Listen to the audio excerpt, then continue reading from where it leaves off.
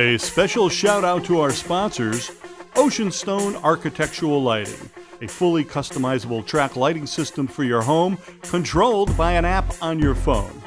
Product of Rugby, the official workout t-shirt for the American rugby player. You can help the Product of Rugby charity. With every item sold, $5 goes to feed the American children. The San Diego Legion presents the Quick Tap Rugby Podcast with your hosts, CJ Johnson, San Diego Legion's own Nate Augspurger, and celebrity chef Rock. Welcome to another episode of Quick Tap Rugby Outlier Podcast. I'm your host, CJ. And like always, I'm joined by MLL star, a San Diego Legion star, and USA rugby player, my main man, my partner in crime, Nate Augspurger. How you doing, sir? CJ, my man, doing well. Thank you. That's good. That's good to hear. Joining us also like every week is celebrity chef, host of the Chef Rock Show. I guess he's feeling better now. Chef Rock, how you doing, sir? How you doing? I'm doing fantastic. How you doing, my boys? How's that shoulder? The heavy drugs, chef? Shoulder's working okay. I've been working on some good stories, and I'm feeling good. Look, I'm out of the harness right now, baby. Well, that's good to hear. So I wanted to mention before we get started, you got some things you're launching right now. It's the funniest thing I ever heard in my life. Is it called Chef Rock's Nuts or Chef Rock's? What is it? CB nuts or something like that? They're called Chef Rock's nuts, okay? And they're real nuts, but they're infused with CBD. Got you. So I have another company called Pipe Dream Kitchen. So we're actually in CBD vending machines. I'm in the Atlanta airport with my nuts. So my nuts can be in Atlanta. I could be here with you guys. See how easy it is? Well, I'm just happy your nuts are there and not here with me. So I'm feeling really good about that. So Nate, give me up to speed on your health. How you feeling? How's your injury coming? What are you doing right now? Are you ready to get back on the field because you guys on a win streak? You looking good? Yeah, really good. No, I'm doing well. I don't know if the team even needs me really at this stage, but no, it's been going really good. CJ, thanks for asking. The ankle's coming along. I've been out of a boot. I'm starting to do more stuff on actual land rather than just the pool. So things are starting to go my way, man. I'm definitely itchy to try and get back out there before the season ends. That's awesome, man. So I've seen some video clips that you posted on Instagram showing you doing little stuff, and so I just wanted to double check and make sure you tell your public and your fans how you feeling and you're ready to go. Now the team's on a win streak, man. It's looking good, looking promising, man. Oh, it really is. It really is. And that was a boomerang, by the way. So I was moving like 10 times slower than whatever the video was showing. Just so you know. You were moving, baby. The team's winning, though. The team's winning, so we're all smiles, man. It's amazing what winning does, and we're all feeling pretty good about it. Well, I guess today obviously is part of that winning process. So I'm going to let you introduce him and, start us off in the interview process. So go ahead. I'll pass this over to you.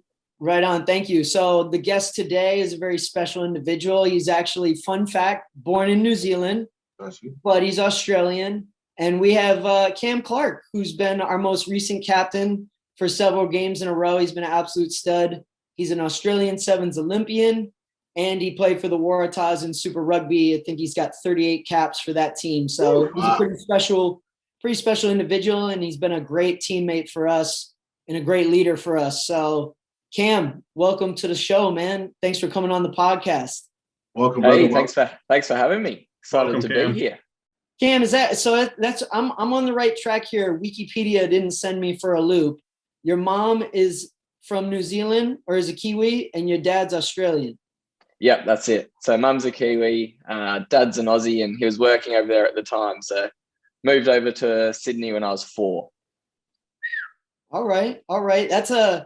If you ask me, that's a great combo for someone who's going to be a good rugby player someday. So your dad actually he's worked for Fox Sports in Australia as a commentator and a journalist for a long time, right? He's called a bunch of your games. Yeah, it's a funny one. So I grew up pretty much going to every Waratahs home game, sitting in the commentary box. So it's pretty awesome as a kid to experience that side of it, the media and just getting up and close and personal with, some of the players. And, when I was growing up at the time, the Wallabies were, they were world champs from 99.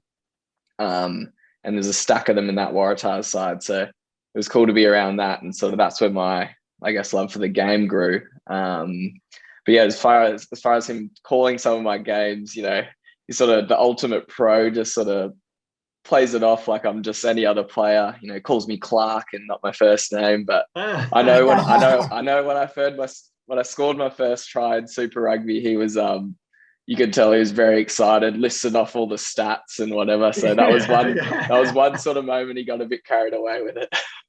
That's great. That's great. Well, you know, Ethan McVeigh, his dad is our announcer at some of the home games. It's been pretty funny because his dad's been commentating the games, and yeah, just a crack up. And that's tight. So who taught you your footwork on defense? Did you get taught that as a young? Because I got a story for everybody. Like Cam joined the team, and immediately in the first week of training, we were doing one-on-one drills.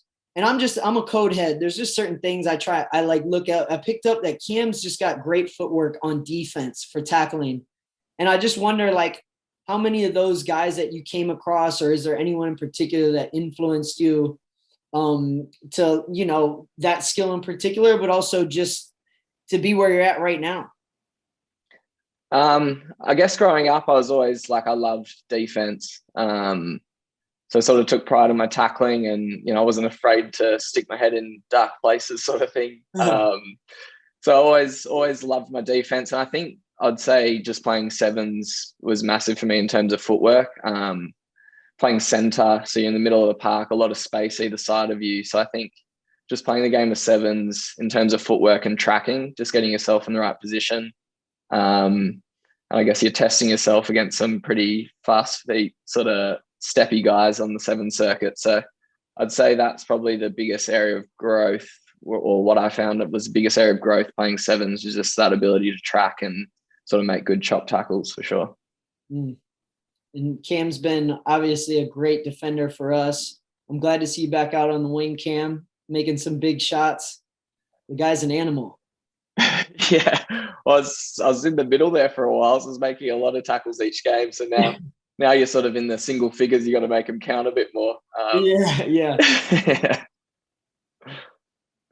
So go ahead, Chef. Right now. No, I was just going to say, you know, you can't tell by the screen, but Cam, you're not a little guy. What are you, like 6'1"? About 6 foot, 6'1", around there. How much in the weight? What are you weighing these days?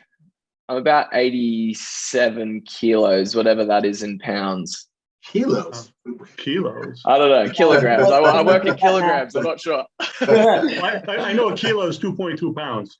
So you're probably pushing. I'm not the biggest winger running around, but right. I try to use my weight best as I can. But that's good though. I mean, that's that kind of size was that about average for a rugby player? It depends on the competition, Chef. It kind of depends. You know, if you go overseas in like France or Premiership, some of the wings would be a lot bigger than Cam, probably. Wouldn't you say, Cam? But and then like, yeah, definitely. Speak on the guys that you played against in Super Rugby.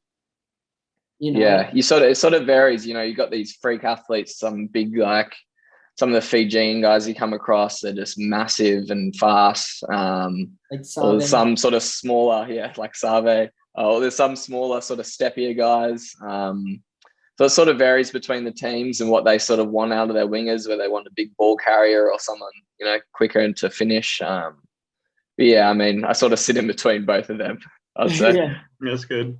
So the season's progressing. You started off, the Legion started off kind of rocky. I won't say bad, I'll just say rocky a little bit. Now you got some momentum. How you feel about the season and where you look? How do you feel about your progression and where you going?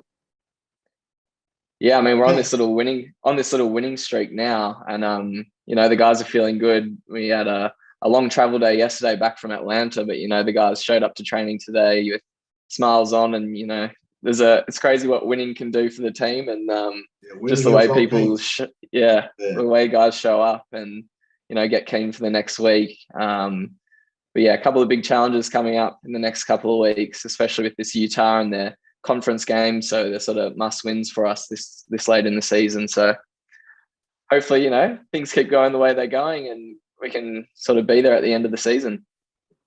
No, it looks like it. I mean, I'm super excited now. Everybody's winning. You guys are winning. I feel excited. Nate, are you coming back soon? Or I mean, that's what I was trying to get out of you earlier. That's what you try to come back. I can't tell you. CJ, I want to be surprise attack. Nah, there you go. I don't know. I'll tell you what. If I could come back for the 20th and the 26th, the games at Torero, yeah. I would die. I would kill to be out there. And you know, Cam's new to our squad, so he hasn't actually got to play there yet. Nice. But it's a different level when teams have to come play us in there, and it's just a great place to play. And you guys obviously know that as well. So we'll be there rooting you on, that's for sure. Cam, I wanted to ask you. I mean, since you're a wing guy, you know, you're doing a lot of tackling out there as well. Do you guys like the NFL guys? Do you watch films of the players coming up? You know, like watch out this guy. He always goes to the left, or you know, he aims for you. Or do you scout that out? Yeah, I'd say we definitely watched a bit of film. I'm not sure how much the NFL guys watch in comparison. I feel like they'd probably do a bit more, especially, you know, quarterbacks and whatever. It's very prescribed. And but I mean, I always take a look at my opposite number and see what he sort of likes. You know, if he's got a left foot, right foot step, if he likes to do certain things. So yeah, I mean, that's what I do in my personal prep. But I think, you know, everyone's sort of different in how they watch film and how they prepare for games. But yeah, so we get team meetings where they'll go through certain things, but it's more sort of broad around team, how their attack structure is, how we're going to defend, or how we're going to attack and exploit certain areas. But yeah, so it's sort of on the individual if they want to look at their opposite number. Thanks. Yeah, it seems like it would help, obviously, if you knew this one guy, as soon as he gets the ball, he's off to the races for a try. It seems too fast. Right? It seems too fast in rugby. It seems too fast to watch. Like football, you can study the offense because they sit there and they line up a certain way. They line up a certain way. In rugby, they don't. They don't line up a certain way. You know what I'm saying? It goes back and forth so quick. I was just watching rugby the other day, and I find myself doing this a lot more. I flip to the TV, and there's rugby on. I stop and watch. You know, and I find myself, you know, I'm just kind of getting my groove to it.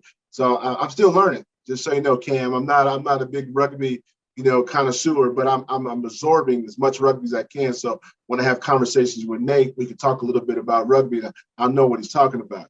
I keep looking for the cheerleaders. Where are the cheerleaders?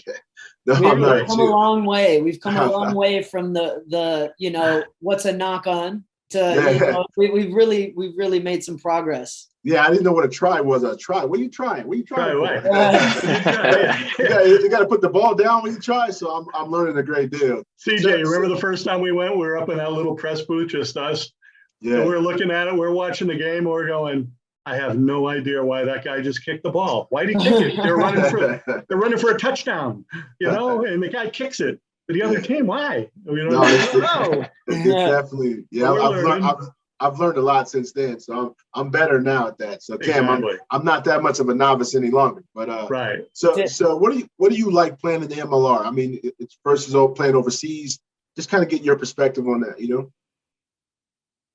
Yeah. So the last competition I played previously was Super Rugby. At the time, it was teams from Australia, New Zealand, South Africa, Argentina, Japan. It's since changed with COVID, but when I was playing, that was the deal. So I guess that's been well established for a long time. People are well aware of it. You know, you're traveling overseas quite often, playing sort of internationals quite often. So I'd say the standard there is it's probably higher and faster with you know, when you've got international players scattered throughout the sides, just that sort of leadership and, you know, people in key positions leading the teams around.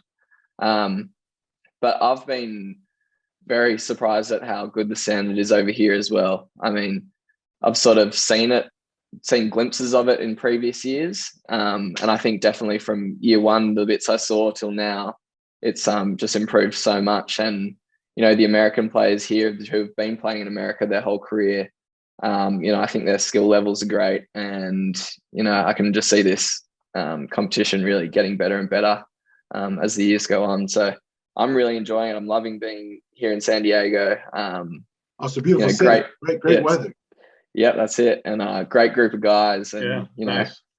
I think we can do something special as well. So, I'm loving being over here, and it's been an awesome sort of, not a freshen up, but I guess, something, a little change of scenery. And it's really given me, an extra sort of boost when I'm looking at my rugby, and loving it. That and his fiance has just recently arrived, so he's in a much better mood. If you can see the smile on his face. Yeah. Congratulations. Thank you. You gotta tell us what's your favorite non-rugby or off-field activity? What have you really enjoyed doing when you're not, locked in doing your professional work? I love getting in the water. So when I was back home in Sydney, I lived in Manly, and I was just by the beach there. So just being back now in San Diego. So we obviously had a little stint in Vegas. It's a long way from the coast there. So being back here. They got you to stay there. Yeah, it's 135 degrees there right now. Yeah. So I've just been, getting in the water as much as I can. And that's all my off switch, so I can get in there and, get away from rugby for a little bit. It's kind of like Surfer's Paradise, right? Surfer's Paradise, yeah. Not too dissimilar. Yeah, it's pretty on the similar. Gold Coast. Yeah. Because then you play for the Brisbane team, was the Wallabies, or what was it? No, so I played for the New South Wales Waratahs, so we were based in Sydney. Okay. Yeah, what was the one team that you played with that was on the Gold Coast? So the Gold Coast, there's the Reds, the Queensland Reds, they're based up there. Oh, okay. So we'd play against them. That's our big sort of derby match each year. I lived in Brisbane. Oh yeah. New Farm.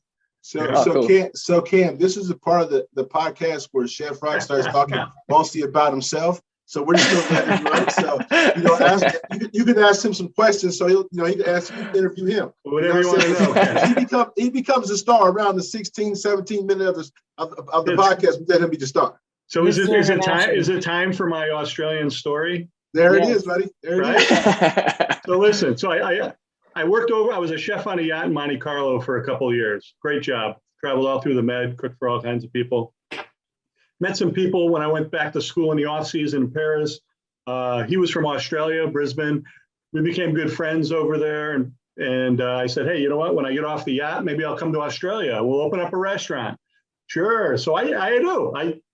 After 2 years, I get off the yacht. I go to Australia. I'm in Brisbane. And we're hanging out with all these guys. I got a job at the Melbourne Hotel in Brisbane, who happened to own the Brisbane Bears. And so I'm working, and we have a whole group of guys, and we'd go out drinking. It's an Australian pastime, right? So we go, and I was living in New Farms, which was in World War II, it was an American barracks. So the officers lived there. So the apartments were really weird. They had two doors, one on each end of the building, and like 3 flights of stairs up. And this side was all apartments straight down. I mean, you walk in the front door, and there's a room there, and a room all the way to the kitchen way in the back. So I got a little snookered one night. I walk in, put my key in, I go up into the room, and I live by myself. I look over, I'm walking to the bathroom, like 3 a.m, and I see 2 people in bed. I'm like, what the heck? I didn't think anything. I was a little drunk. I go to the bathroom, and then I look, I go, I don't have any plants. What the heck? I walk back, and the guy's rustling in bed, and I'm going, oh my God, I'm in someone else's apartment. I had to sneak out, wipe by. I mean, I thought I was going to get shot. And I walk out, and I'm like, I'm on the wrong side of the building too, and you can't connect. I got to go all the way down. I'm running back. I mean, it was crazy. And then I saw the guy and his wife at a little party they had there, and they kept like looking at me, going, "We never met, have we?" So hold on. So hold on. I've seen you both naked. Hold on. So they were in bed. You stuck around long enough to actually identify them. So no, here's the funny part. I actually stayed in the apartment long to go to the bathroom. Did you do 1 or 2? At least you didn't try crawling. At least you didn't crawl into bed with him. Then I had to, when I realized I was in the wrong place, I had to walk by him. And I was going, oh my gosh, this could be life or death here. How the heck? I can't run. I can't let the door slam. This guy will chase me down the hill, Anyway, typical, too many Fosters and 4K beer there. Yeah, if it makes you feel better, Chef, there's like a list full of Australian guys that I've played with over the years, from club rugby to international, and they know how to drink. That is the truth. I can confirm that I've had too many beers with Australian guys. But how many of them go in the wrong apartment on the wrong side of the building? CJ, it went completely around the building. He didn't just go on the same side. He went completely around the building. Hey, CJ, the funny part is my key worked in their door. So the next day, I was a little pissed off. How did my key work in that guy's apartment? I found out that all 6 apartments had the same key. I confronted the owner and I said, "What the heck's wrong with you?" So hold on for a second. So now I'm starting to figure this out. You knew, so you knew all 6 keys worked. So you were just going in checking out people as they were sleeping. No. Okay, so no more stories for Chef Rockton. That was the beer talk. That was the beer talk. We got to cut your stories off, brother. Pretty wild. Cam, that's part of the podcast that we get through every single week. So we wanted to induct you to our Chef Rock stories. You know what I'm saying? So now you're part of it. Now a part of it, Cam. You can now tell people that you've been part of the Chef Rock stories. Yes. It'll be posted. Never disappoint. Exactly. So what are you looking forward to for the rest of the season? What are you looking forward to happen in your personal play? Well, I mean, we just got to keep winning.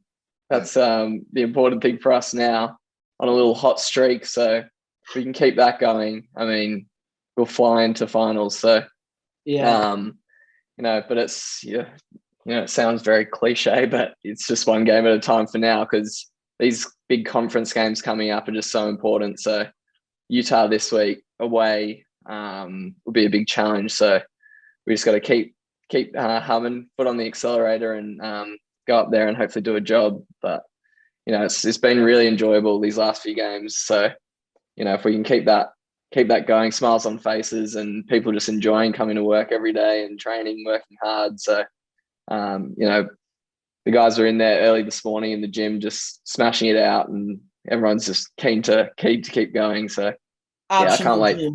Optional gym still showed up. Yeah, that's it.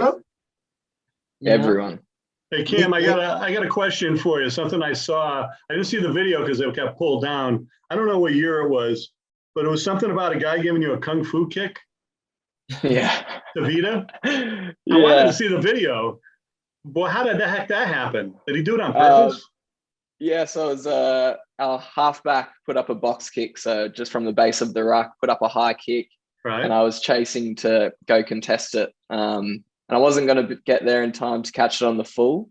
So I was waiting. Their winger jumped, and I was waiting for him to hit the ground so I could tackle him, because you can't tackle him in the air. So he's gone up, and as I'm getting closer, he's just sort of hanging in the air, and he just extended his foot, and I just cupped a face full of studs. No. My God. So, you got suspended for 6 weeks. To the face. Yeah, a little kung fu kick to the face, and you got suspended, or red carded and suspended. So wow. That was crazy. Was that the shot of you? I saw you one shot, looked like you were in a hospital bed with a black eye.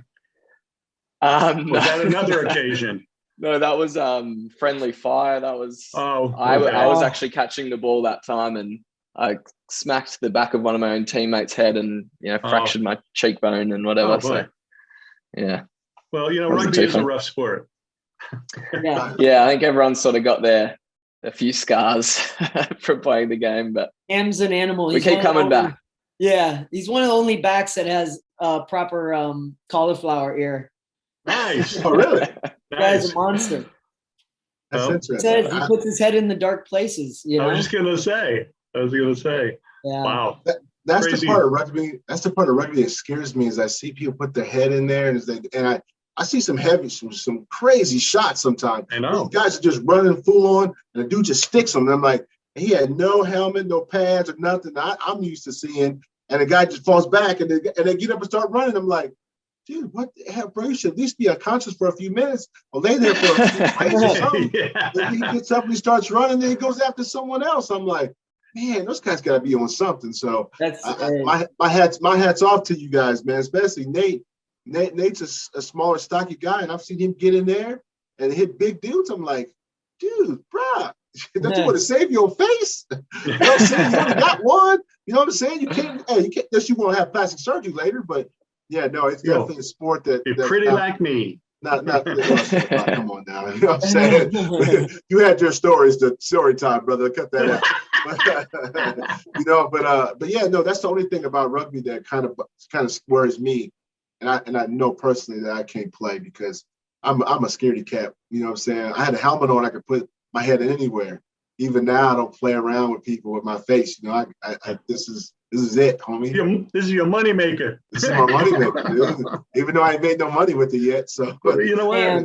Cam, I always tell these guys that the funny part is that if they actually wanted to go find a rugby game and play, they're not too old. They could definitely do it. There is, club level rugby from freaking being a little kid all the way up until you're like 50 years old. You can find it somewhere. That's just. Well, you never know. I've seen teams back home, they call it golden oldies, and they have different colored shorts for different age groups. So certain color shorts, you're allowed to tackle them. And then there's guys like probably 70 plus that are running around on a rugby field who'll have like gold shorts or something. So it just means you're not allowed to tackle them. But it's cool to see everyone's still involved in the game. Oh, so hold on. So I can play rugby. You can play. I can get like a 70-year-old shorts. 70-year-old player shorts. You gotta get in the middle of it. You're Tell him you can't lay out any 7-year-old dudes, CJ. All right? No, wait a minute. Come on, CJ. No, you're telling me that I can play but not get tackled if I get the right color shorts. So I'm gonna make sure I get you the right pair of shorts, CJ, with the depends inside. I'm now reconsidering this whole rugby thing. You know what I'm saying? The whole thing was the contact. I'm too old for that stuff. So now if you're saying I can't get hit, I might go ahead and participate. That might be like flag. It's like flag football almost, right? Yeah, I'm good with that. I'm good with that. Bunch of 70-year-old guys running on the field. Well, we're not 70 yet, but we can work our way up to that. Well, bro, you're close. Hey, you're closer to 70 than I am. Don't be messing with me. I'm just being real about it. How smooth. Do I got time for another question for Cam? Yeah, no, you got time. Cam, it's kind of along the lines of asking about MLR and stuff, but in the East Coast, literally from 1 to 6, every team is one game or tied with the team in front of them. Is there any games that you've watched outside of our own? And any teams from the East that you're kind of like, oh, that's a tough opponent when we played them, or you think that they'd be a solid favorite going as we close in on the playoffs? Yeah. I've watched New York a couple of times, and obviously we lost to them round 1. So I'd love to get them again and have another crack with them. And I saw them play against the LA Giltini side and win at home over in New York. So there's not only a couple of teams that managed to do that. So I think, they've sort of proven that in a bigger game, they can compete and do well. So I think I'd really like to have another go at them if it comes finals time. So they're probably the ones that stand out for me in the East at the moment. Yeah. I'm with you. Nice. I like it. Not running from competition. Go give avenging your losses. I love that. Heck yeah. I love avenging my losses. Heck yeah. You know what I mean? I don't lose much though, so no. I'm just joking. Cam. So we always give people an opportunity to say something to their public, to their fans, or what they want to say. If you got something special you want to tell people, say to people, and this is your opportunity, man. And even though now that I thought you were smiling so much because you were on the show, we know that your fiance's in town, so it's not about us. So, if you want to say something to her, you go right ahead and say something. I'm okay with that. This could get you in good. This is better than dinner out. Better than dinner out, of course. I guess my message is to just American people. I mean, it's like yourself. You're saying, you flick through the channels and now you'll actually stop and watch a bit of rugby. You know, I'm just keen to keep spreading the message about rugby and getting the word out there that, you know, it's an amazing game, and, you know, you can go anywhere in the world, find a rugby club, and you've got some sort of community there that'll take you in. And, you know, it's just an awesome vibe and great to be a part of. So I've been lucky enough to be a part of it my whole life. And I know a lot of American guys haven't sort of had that experience yet. They might go to college, you know, and then it's sort of, you know, no sport after that if, you know, you don't crack into a draft or whatever. But I just think it's an amazing game for so many reasons. The people you meet, the sort of networks you create. You know, it's allowed me to travel the world and play this amazing game. And I just think for Americans just to be exposed now at a level that the MLR is at, and hopefully it continues to grow, it's just going to be amazing to see what it can do in this massive sports market that America has.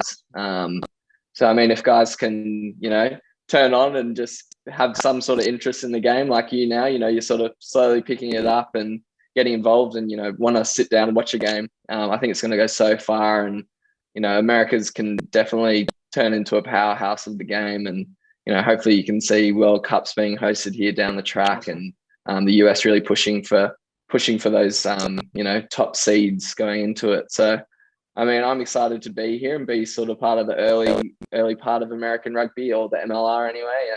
And, you know, I'm thankful for, you know, the team that I'm in now and being able to be a part of it. So, you know, I appreciate what you guys do, getting people talking about rugby and listening about rugby. And, yeah, that's sort of what I've got to say. All right, man. Thank you very much. We try to make it fun. We're going to continue to pass the word on, man. So thank you, Cam, for coming on. We're running out of time, man. Thank you. We really appreciate it. Chef Rod, Nate, appreciate it. Thanks, guys. Tap out. Thanks.